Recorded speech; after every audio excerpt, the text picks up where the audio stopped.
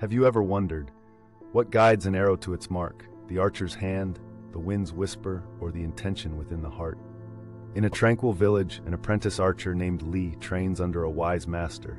Each dawn brings new hope, but also new doubts. Lee's arrows often stray, no matter how hard he tries. Frustration grows heavy, clouding his mind like gathering storm clouds. One morning, the master asks, "What do you see beyond the bullseye?" Lee is startled. He has never looked past the target itself. "I see only what I wish to hit," Lee replies. The master smiles. "Aim not with your eyes, but with your purpose." Lee closes his eyes, feels his breath, and steadies his mind. The world grows still. He senses the arrow, the bow, the quiet space beyond the target. He releases the arrow, not with force, but with faith, and for the first time, it flies true, singing through the morning air. Sometimes, what we aim for is shaped more by our inner clarity than by our outer skills. Encouraged, Lee practices daily, but each day brings a new challenge. The wind grows wilder, shaking his confidence. He grows anxious about controlling what he cannot see. The master urges, "Let your aim adjust, not fight."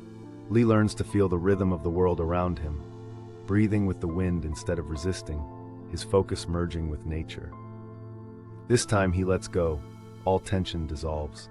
The arrow dances with the wind, curving gracefully, finding the heart of the target anew. He realizes true mastery is less about control, more about understanding, adapting, and releasing fear.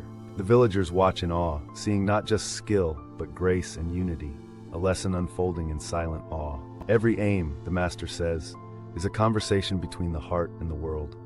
Only when they are in harmony does the arrow fly true. As the arrow finds its path, so does the soul, when intent listens, not commands. Seasons pass, challenges change. Lee now competes in a grand archery contest. Hundreds gather, anticipation electric in the air. Others boast, show off their skills. Lee bows quietly, remembering his master's lessons. The target is not the enemy, it is a mirror. With every shot, he aims with intention, not ambition. The arrow's path becomes an extension of his spirit.